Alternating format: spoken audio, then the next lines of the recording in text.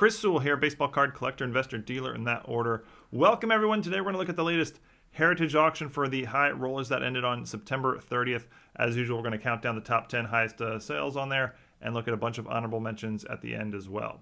We're going to jump right in after I mention that this week's list is brought to you by Hoodies Collectibles. They're a consignment company that will sell your cards for you on eBay. Great option for selling cards. I use them regularly myself as part of my overall selling strategy. Strong customer service, competitive rates, quick turnaround times, and they get your cards listed fast. They also now offer group submissions for Beckett with significantly discounted rates and turnaround times if you're looking to get your raw cards graded at BGS prior to consigning. They handle all the paperwork. You just have to get them the cards and they do the rest. You can contact them directly for more info. I've included a link to their site as well as their email and phone number in the description below. And I thank Hoodies for sponsoring this week's High Rollers, looking at the top 10 highest sports card sales from the latest Heritage auction, which ended on September 30th. Opening tip-off at number 10, 1984 Star Basketball Chicago Bulls unopened team bag. It's graded a GAI Mint 9. GAI is a grading company no longer in existence. They were a very credible one for a good, at least a decade, I would think.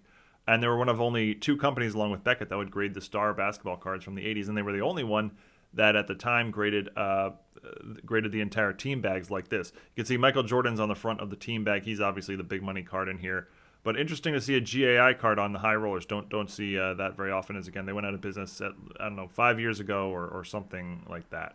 This sold for $56,400. Like with everything on this list, that includes the buyer's premium. So the final hammer price was actually a good bit less than this, but with the 20% buyer's premium, that's what the buyer is paying out of pocket.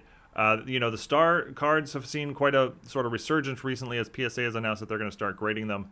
So that has sort of added some recent interest and value to the Star basketball cards from the 80s example here. Number 9 from our I'm Jealous division, a 1909 to 1911 T206 partial set, 287 different cards in the set. That represents a little over half of the set, and 25 of the cards are graded by SGC, including a lot of the big names. You can see there 3 Ty Cobb cards that I see, a 3 bat off shoulder, a 3 red portrait, a 3, and a green portrait in a 2. Got a couple of Walter Johnsons. You got a Tris Speaker, Cy Young. You got Christy Mathewson, some other Hall of Famers in there. Really impressive stuff. It's generally a low to mid-grade set, or partial set, but you're not going to do much better than that generally when you're dealing with cards from 1909 over 110 years old. The entire partial lot went for $63,000. When I first saw that, I thought that was pretty low. It seemed like the breakup value is probably higher than that. The 3 Cobbs alone get you, into multiple 5 figures, but I didn't really do a full breakdown. So, perhaps the price there is fair for the breakup value. Number 8, another set, but this one's complete. 1951 Bowman baseball complete set. 324 cards in the set. 6 of the cards there that you see on screen are graded by PSA. It's generally a mid-grade set, but the key cards there are all graded. The Mickey Mantle, which is the biggest card of all, in the bottom middle is a PSA 5. Willie Mays, Say Hey Kid rookie in the lower right is a PSA 5. Those are the 2 biggest cards in the set. The Whitey Ford in the upper left is a 4. That's card number 1. And look at that that Phil Rizzuto in the upper middle gets a PSA near mint 8. Sold for $72,000. Another one, when I first saw it, I just thought that seemed kind of low given the potential breakup value. The Mantle is about $30K and the Mays is about $20K. So those 2 cards alone get you about 2/3 of the value here. But thinking about it more, that's probably about right, given that those are by far the 2 biggest cards in the set. Number 7, 1938 Goudey, number 274. Joe Dimaggio rookie from our Blazer division. Look at that thing, absolute beauty. Near mint 8, certainly looks appropriate. Maybe you could even say it has strong eye appeal for an 8. I don't see really much going on anywhere. Centering is essentially perfect all around, extremely clean. Corners and edges sharp everywhere. Back looks pretty amazing as well. Beautiful card. Sold for $87,000, and this is actually the new record sale of this card in this grade of all time. The previous high was $66,000. That was back in December of 2021. This card is a PSA Pop 28, and there are only 3 copies graded higher. All 3 copies are 9s. None of the 9s have been put up for sale in many years. Number 6, how about an oddball vintage card? 1925 exhibits Lou Gehrig. It's graded an SGC good plus 2.5. And I'm not, familiar with it. Well, I think we had one of these on the high rollers about a year ago or something like that. And that was the first time I'd ever seen this card. And this is just the second. So this is an extremely rare card. It's Lou Gehrig's very, very first card in the hobby, which is why there is such a premium on it. Sold for $90,000, which is the new record sale of the card in this grade. It's actually the first ever sale of this card in this exact grade. So nothing surprising there. But a PSA 5 sold about a year ago for just over $1 million. Really an incredible sale, but it gives you a sense for how in demand this card actually is. It's an SGC Pop 4, and there exist 8 copies graded higher by SGC. Number 5, our first modern card this week, and also our first soccer card. 2003 Panini Sports Mega Cracks number 137, Cristiano Ronaldo rookie. It's graded a PSA Gem Mint 10. Sold for $126,000. The sale is actually quite low. It's the lowest of the last 6 PSA 10 sales, and that dates all the way back to November of 2020. It is a PSA Pop 38. Number 4, 1979 OPC number 18, Wayne Gretzky rookie. It's graded a PSA Mint 9, and I've mentioned this before with the Gretzky OPC rookies. I never quite understood why PSA and the other grading companies are so willing to overlook the jagged edges on the OPC Gretzkys. I mean, look at that left edge. That is not the edge of a card that I consider to be a mint card. But for whatever reason, PSA and the other companies are willing to overlook it because it's sort of common on the OPCs that year, but that never really made sense to me. But anyway, maybe that's just me. Sold for $132,000. This sale is a pretty standard for this card at this moment. There's been 8 sales in 2022 of a PSA 9, and they average $140,000. Ironically, the last 3 sales, including this one, went for exactly $132,000 on the nose. So that is obviously current market value. There are 2 copies graded higher in PSA Gem Mint 10 holders, one of which is the world record holder for a hockey card sale at $3.75 million. Number 3 from our I'm jealous of this Blazer division, 1941 Play Ball number 14, Ted Williams, graded a PSA Mint 9. And from here, a little off center, top to bottom, is the only thing that jumps out as an issue whatsoever. Everything else looks essentially perfect. Back looks extremely clean as well. Another just a vintage beauty here. Sold for $192,000. This is the second highest ever sale of this card in any grade ever. The only higher was another PSA 9 that sold a little over a year ago for $206,000. This card is a PSA Pop 9 with none graded higher.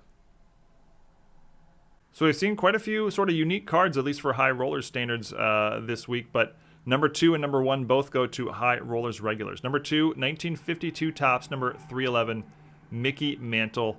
It's graded a PSA X Mint 6 in a pretty old PSA holder. And from here, really the top-bottom centering is the only thing that stands out as a notable issue. Left-right centering is great. I guess a little bit of tiny surface issues here and there. I guess maybe the corners are a tad bit tipped. But yeah, 6 looks about right for this card. Front is very solid. Back is pretty solid as well. Again, top-bottom centering as you look at the photo there, a little off, but otherwise quite nice. Sold for $300,000. This sale is wildly high. It's actually the new record sale of this card in this grade by a distant margin. The previous high was $209,000. That was back in April of 2021. And in fact, the last 3 sales were all in the low 100s. So this card is basically doubling what I would have called previous, current market value before this sale here. And number 1, 2000 Playoff Contenders Championship Ticket Autograph number 144, Tom Brady rookie. It's graded a BGS Near Mint plus 8.5 with a 10 for the auto. Much older Beckett holder when the subgrades were on the back. Subgrades are slightly above average for the grade. You get a 9.5 for centering, but an 8 for corners, and the championship tickets are numbered out of 100. You can see this one's 095 of 100. Sold for $885,000. This sale is actually incredibly low, almost to the point where I feel like I might be missing something. The last 12 sales dating back to 2019 were all over $1 million, and actually the lowest of those 12 is $1.2 million. So this sale is, like I said, incredibly low. The average of the last 8 sales is $1.5 million, and the 3 sales before this were $1.2, $1.5, and $2 million. So again, I'm not sure exactly what happened here. Maybe it's the older Beckett label, or maybe this card's just really dropped that much in value over the last few months or whatever it is. It is a BGS Pop 28, and there exist 7 copies graded higher. All 7 higher are BGS 9s. All right, let's check out some honorable mentions. We will start with pre-war baseball. And as was the case with all heritage auctions, you often get a whole bunch of nice vintage complete sets. Here's a good example. 1933 Goudey. Well, it's not complete, but it's a near set. 234 of the 239 cards. You're only missing 5. I'm assuming it's missing the 4 Babe Ruth cards, as I don't see them there in the pictures. But lots of other big name Hall of Famers here. A lot of the cards you can see are graded by PSA, and the entire set goes for $39,600. 1912 T227 Series of Champions Honest Long Cut Ty Cobb, graded a PSA VGEX4. I've never even seen this card before. It looks a lot nicer than a 4 in the picture here. But only 1 copy has ever been graded higher by PSA, at least that's what the description says. You need to sell 3 used Toyota Camrys to cover the cost on this one, $28,800. 1961 Topps Hank Aaron MVP, graded a ridiculous PSA Gem Mint 10. That's just a pop, $436,000. How about this card? 1969 Topps. This is essentially a common. I guess you'd call it a high number, but 69 Topps high numbers aren't that rare to begin with. But yeah, 1969 Topps common here of Elvio Jimenez and Jim Schellenbach. PSA Gem Mint 10. Black outline on title. That might be some variation I'm not familiar with. But yeah, PSA Gem Mint 10, which is just a pop 4, goes for 5 figures for this common. $17,280. You can thank the PSA Pop Report and the PSA Set Registry for that one. 1980s baseball is in the building. Let's get wild. 1984 Donruss baseball wax case. You get 20 boxes in there. Every box has been wrapped and sealed by Baseball Card Exchange. I assume they shipped them the case, and then Baseball Card Exchange opened the case and then wrapped each individual box to say that it came from an original case. But Don Mattingly is the big card this year. $12,600. I would definitely not open these. You're very unlikely to get your money back if you went that route. On to football. Cool card here. 2018 Panini National Treasures dual signatures of Tom Brady and Rob Gronkowski. BGS Mint 9 with a 10 for the auto, card serial numbered out of just $10,24,000. 1999 Skybox EX Century Jerry Rice is an essential credentials now, and this card serial numbered out of just 24, and this one's actually serial numbered 1 of 24. PSA Mint 9, which I imagine is a pop 1, although I didn't check, $15,600. On to basketball, the Joker 2015 Panini National Treasures Nikola Jokic rookie patch auto, PSA Mint 9 with a DNA 9 for the auto, serial numbered out of 5, $16,800. 2004 Upper Deck SP Signature Edition LeBron James Ink Credible Inscriptions. Get it? They changed the ink in Incredible to ink with a K because he used ink to sign the card with his pen, and a pen uses ink to leave its mark. And then they did it again in changing the in inscription to ink with a K. Pretty incredible idea there. This PSA Mint 9 serial numbered out of 25, second year LeBron, went for $11,466. If you still didn't follow all that ink stuff, just let me know in the comments and I'll be happy to explain it further. And we'll finish on non-sports. 1985 Topps. Look at this sale. Garbage Pail Kids Series 1 wax box. 48 unopened packs in the box. It's sealed and certified by Baseball Card Exchange, although the box is a little beat up there. But $21,600 for the 1985 unopened wax box of Garbage Pail Kids. But that's it. This week's top 10 featured no duplicate players. One each of Ted Williams, Cristiano Ronaldo, Joe Dimaggio, Michael Jordan, Tom Brady, Mickey Mantle, Wayne Gretzky, Lou Gehrig, a T206 partial set, and a 1951 Bowman baseball complete set. Thank you, everyone, for watching. Hope you enjoyed. Tomorrow is regular rollers, and you be you. Thanks, everyone.